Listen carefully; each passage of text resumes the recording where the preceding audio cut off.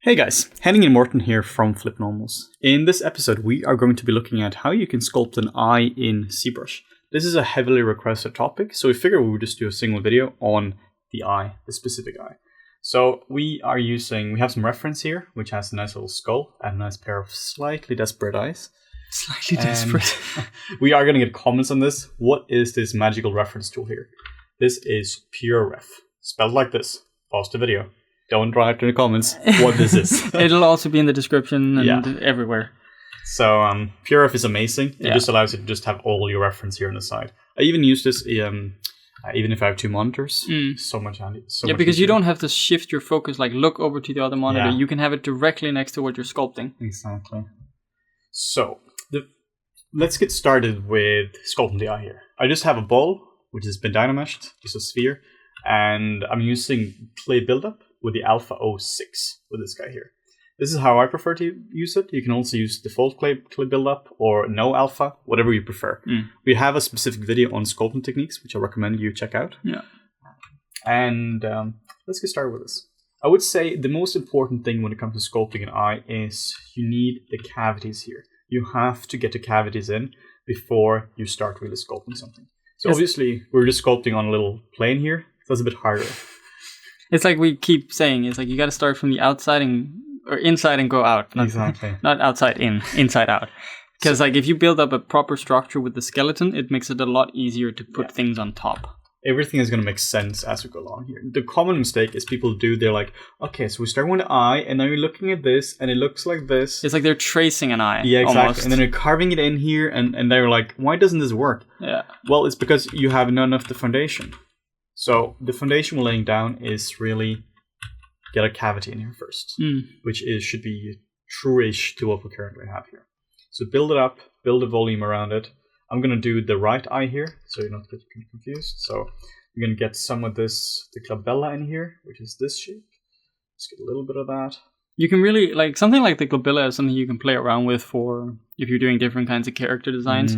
You'll often see the more sort of Neanderthal-looking people, or however you want to say them, the people with more Neanderthal DNA have like this thick brow and like stuff. the Neanderthals. Like the Neanderthals, yeah. And it's like, so that's a very specific kind of brow that you can have. They're very pronounced as well. Yeah, so if you want to make them look more brute or troll or something, this is like you can smash things with your skull. Yeah.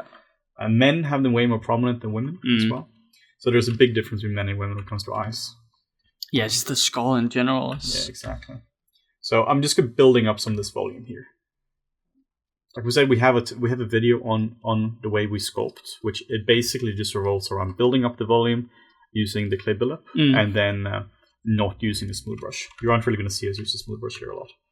And once you have this, then you just need to start building up the volume around the eyeball. And notice we're saying that around the eyeball, people forget to put eyeballs in. They do this kind of stuff where they put in the thing and it's not spherical.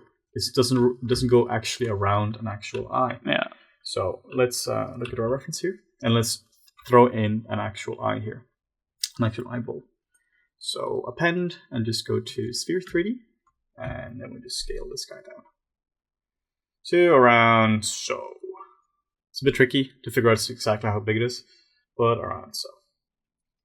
And then we are going to start actually sculpting around it. I just can't stress how important it is to sculpt around. Yeah, because if you have a reference surface that is the eye, it's a lot easier to make the lids fit how they're supposed to fit. Exactly. I'm just hitting the 1 key, which is a custom hotkey we set up here, just for isolate, because this is really handy. So really just the first step is just build up the volume around the eyeball here. And, well, the first step is actually get a reference. Seriously, get reference whatever it is you're doing. Here we have a nice little IKEA mirror on the side here, which I can look at myself at, which is really handy. And we have reference here, we have reference here, and we have Morten's beautiful eyes now next to me as well, which we can look at. Whenever you need a reference from the side. Exactly. So make sure that it's wrapping around the eyeball here. Yeah, I think that's one of the really important things is that people tend to miss out on, is that the corners of the eyes don't sit, they're not on the same sort of level. Like they wrap around the eyeball. Yeah, they're not on the same plane. Yeah, exactly. They go way deeper in. They're very, very deep. And that's something I see a lot of people get wrong. Also, age has so much to do when it comes to eyes as well. Yeah. The more you can see here, this guy here might be in his 40s, and you can see this part here is kind of sagging down on it. Yeah. The younger you are, the cleaner all this here is. The more elastic the skin is, so it just looks a lot nicer. Also be aware of this little chap, the Caruncula. This guy here is the corner of the eye and is super important. Yeah, it's actually interesting. If you don't include the Caruncula, your eye will look off. Yeah. Because so where the Caruncula ends is sort of like the end of the radius of the eye that you see on the outside. Yeah. So it helps to like fit it into the skull better. Really does. Like currently you can see right now there is no Caruncula, and it just looks a bit weird. It's kind of like you're missing something here. Yeah. So we really just have to bring this guy out here, get the Caruncula out here, and just get it in there. Yeah. This is just a tearduct,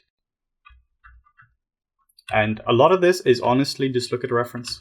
We had some comments asking us, can you talk about in a video speak about how are you interpreting reference? Because that's actually a very interesting comment as well. Because it's just something we've always just kind of done. Yeah. But there is so much information here. So what I'm actually looking at now is the overall shape here. It's not going to be perfect, but it's going to be good enough just for an approximation for now. So looking at the overall shape of this, I'm not looking at any details here or anything like that. Just overall get the big shape in here. I think the more reference you look at, the better you're going to get at looking at reference. You're going to start to pick out different things all the time. Yeah. This was something I was really thinking about a few days ago, about how you just get better at observing. In the beginning, it might not be your sculpting skills per se which are bad. It's just your observational skills. It's your art skills which just aren't there. Your artistic eye isn't trained enough. So using damn standard now, I just refer this to carve in stuff. If I just need to carve something in, I'll just carve it in using damn standard. So I want to just carve in so that the top lid here just goes over, and we're following this line here. And you can find all these reference pictures here, I guess, just by searching like man eye. Yep, that's what we did. Man eye will get you that exact reference. Yeah. Probably. So you can also hold down the Alt key just to get this like clear line here. Oh, I think that's an important note actually. The eyelid, the plane where the eyelid is, like where it shifts from the bottom to the lid that goes into the eye, is actually really sharp. Yeah. It's not a soft thing like at all. Like it's not like this where you just kind of like, and it's what people screw up is they make eyes like this. Yes. Where the eye there is no thickness at all. Yeah. But this here you can see here there's a plane here. The lid is actually very thick, very thick. Like if this guy here was a giant and you were like the size of this, you can lean your feet over. Bit of a weird analogy, but it's really thick stuff.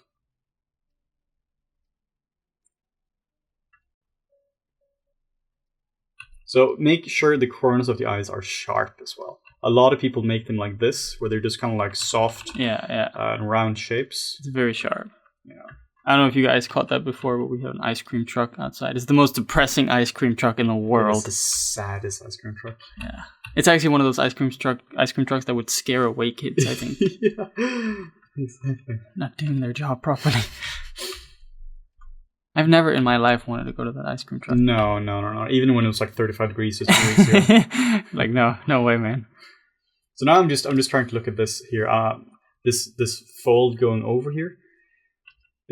I always think it's so important to define this fold here. I think it's called the Epicanthic fold. This is where if you look at if you're into Asian beauty for some reason, I don't know why it would be that, but you have a lot of people in Korea and China. They're really trying to get this fold here, so you might do surgery to get it in here, which is insane. Get that double eyelid thing. Yeah, exactly. So stuff going over here. This is something normally I just kind of do this. I just kind of mask it out, kind of hacky, soften it a bit, and then I just kind of move it over. Even like this is why I do it. Even if the older you get, the more obviously a bit stretched here, but it's really important to do this in separate operations where you really define these two lids here. I find that too many people they simplify them into one shape where they kind of like they don't really understand what's going on, so they just kind of blend them together. Yeah. So really important. Yeah, it's like basically if you're not Asian, yes, anyone else but Asian people, that top part of the lid, the fat deposit you have above your brow, they will just start to sag a lot more. You rarely see that. Maybe if it's you're like mixed race Asian or something else, then you would start to see, you could see some more lid action in there. Yeah. One thing I think is also so important is thinking about how thick skin is. You have, if you're doing like a bear or something, or bison or something, have incredibly thick skin. But this part of the skin is the thinnest part. It's so thin and delicate. It's like if you were to feel it on yourself. I just did an eye a few days ago. Uncomfortable. Yeah, it's such soft skin. Yeah. One thing you also have to keep in mind as well, the eyebrows. People forget eyebrows, including myself, where it looks a bit weird without eyebrows. I think we talked about this before. I did this portrait of my grandpa a couple of years ago, and I was doing it with measurements, and I was looking at it properly, and everything seemed to be there, but it just looked off. Yeah. And then I remembered that I'd forgotten the eyebrows. Yeah. As soon as I added the eyebrows, all his personality came through in the sculpt, which is so like interesting. Oh, that's weird. But so much of that, because the eyebrows really help to shape your face. Yeah. They really frame your eyes. It's crazy. There was somebody on our Discord channel. We have a Discord channel, by the way, who was talking about this a few weeks ago. They were like, "Holy shit, hair makes a lot of difference." And it's kind of interesting, like, because you're not really realizing how much the real world influences CG. Like, yeah, of course, hair influences somebody. You can have a bad haircut and you feel terrible, and have a good haircut and you feel amazing. Yeah. So of course it matters, but you don't think about that because you think about CG and the real world as two separate things. Yeah, but they're not. Yeah. So looking at this now as well, I just need to shape this up a little bit. I'm actually watching on the second monitor now because I'm a bit too closer to the reference on the second monitor. It's actually a bit smaller, so it's easier to judge this. What you can also do, just do this and zoom out, just so it's easier just to get a view for what it looks like. It's so easy to get stuck where you're too close to the model. Another, just a small tip for people doing eyes and expressions is when you're working with the eyes, it's mostly the upper lid that does the work. When you're like, if you're blinking, for example, there's very minimal movement in the lower part of the lid. The lower part of the lid might become a little straighter, but the top part of the lid is what moves down towards the lower lid. It's really interesting. Yeah. What you learn from doing face shapes and VFX. Yeah. Oh yeah, we still need to do that. Maybe we could do like a blink one or something. Show the movement in the eye. That would be really cool. Like in a layer or something. Yeah. That'd be cool. I'm looking at this shape here. This shape here was actually something I was having a bit of a hard time understanding. But it's really just something which is wrapping around the eye here. This helps to wrap around the eyeball. The Orbicularis Oculi. That's I think. Probably. Oh. Yeah. We're all like, learn your anatomy. And then we're like, I can't remember the names of everything. There's so many. Especially not the face. The face is not something that I studied like name-wise. No. Ever. It was more shapes. Also, face is so different when it comes to that, because you have like the biceps, and the bicep pulls from one point to another. While the face there's so much fat and skin in it. While on the body, you have way more. It is way more just muscle doing the work. Yeah. Such a different thing. That's why when you're doing studies, you need to just do separate face studies, because otherwise you're gonna go crazy. It's such a different area to study. Yes. Oh, another thing is another Morton pro tip. Another pro tip from Morton is the lid actually has the same thickness all the way around. That's another one for you, dear. Yeah. It might you might think that it tapers off towards the edges of the eye, but it kind of doesn't. But it's like you can sort of get tricked into that from seeing like how the sharpness on the corner of the eye that can look thinner, but it's mostly the same sort of thickness all the way around. Be careful with if you're dynameshing. What's happening now? We're using all this kind of stuff here. So instead of dynameshing now, I think I'm actually just going to subdivide it. This is one of the weird issues which I never really had myself. People have been asking when I'm teaching, when do you dynamesh and when do you subdivide? They've been assuming that one replaces the other. Well, in reality, like you can just dynamesh it up to a certain point and subdivide the rest. Yeah, and I guess with sort of like new ZBrush, you could dynamesh, then you could subdivide, and then you can, from there on, you could start using the Sculpt Pro mode or something. There's so many different ways of doing that. Yeah, there's no one way to do it. No. I'm also using the standard brush a bit for this, because this is where I need sharpness. I generally use the clay build-up brush for adding volume, but now I want to make sure this line here is relatively sharp. Yeah, and the damp standard has a tendency to make things a little too sharp. Yeah. Especially for organic things, it can be quite Really destructive. Really can. This is one thing you might not realize unless you actually know that it's there. There's kind of like a shape going all the way around here. But it goes a bit like this. You can see it here. And I feel that by accentuating that shape, you can get a bit more definition in here. And then you also just really want your tearduct here to be working. That's a bit too much. So this is, you can see I was using the smooth brush, which I generally tell people to avoid using. But if I want to destroy the form, just use the smooth brush. One thing as well is you need to get a pupil in here, an iris. This is where I do the most hacky shit in the world. I subdivide this and I just kind of go. And I try to approximate something here. There are definitely better ways of doing this, but yeah, generally, so the way it works with your iris and like normal open eyes is that you will have the bottom of the iris, which sort of like most of the time will just touch the lower lid. That's like the optimal viewing thing for letting in light, I think. Yeah. You can see there's a lot of light here because the pupil is super tiny, or he's on a lot of drugs. So what drugs makes your pupils tiny? Don't know. There must be some. Yeah. No idea. Leave a comment. Dear FBI man. Yeah, Morten is trying to entrap you now. Yeah, actually. This has been like a FlippedNormals has actually just been a huge thing just to trap all of the people doing drugs. It'd be terrible for our business. Yeah, it would be.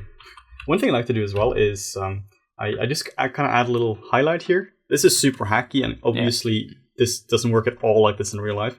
But you can see the old classical sculptors do it, like Bernini. They just kind of put in a little highlight here and just put in a little light here just to add some variation to it. It actually works really well to trick the eye when you're looking at a sculpture. Exactly, which is kind of funny. So now we're generally getting some shapes here. Obviously, it's fairly tricky because we are not on a face. Yeah. We sculpted this completely in isolation. I would say there are merits to doing it both on and off a model. Yeah. Like this way, it forces you to only do the eye, but it can also be tricky to get it to set right in the face. Exactly. Set right in the face because you don't have a face. Yeah. So I would like personally, I would use this kind of study more sparingly, just because I don't have a face to put it on. But it can be good to limit yourself if you're struggling with that. Yeah. Also, sculpting direction here. Of course, you can just crosshatch here, but now you can kind of see there are some strokes going this way, or rather, just tissue because we aren't made up of strokes. Oh, right, that's how it works. So I find that I get a lot of stuff free if I just work with the direction. Same as here as well. There is just a lot of stuff where you can just go in the same direction for this, and you just get a bit more organic feel for it. But speaking of what Morten was talking about here, like in context and out of context, this is something we're launching. We have an article out very soon on hub.flippednormals.com, which talks about some of this, which essentially gives you a study guide on how to do character art. Yeah. Where we do talk a bit about in context and out of context. The advantage of doing these studies here, you are forced to learn these things here. You have to look at the Caruncula and all these kind of things here. Well, if you're just doing a general head, you're like, never going to see it. This way you don't get distracted by the nose. Yeah, exactly. Yeah, I think it's really important to do a bit of both as well. But ultimately, nobody's going to be an eye sculptor. You need to... That would be specific. Yeah, that would be very specific.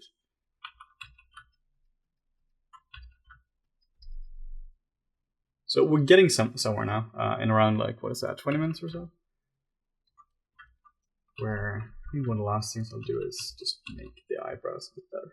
This is where it's just you just need to observe. Just look at how this here actually looks. Eyebrows are interesting. Some of these go this way and some go that way, and they just kind of go together.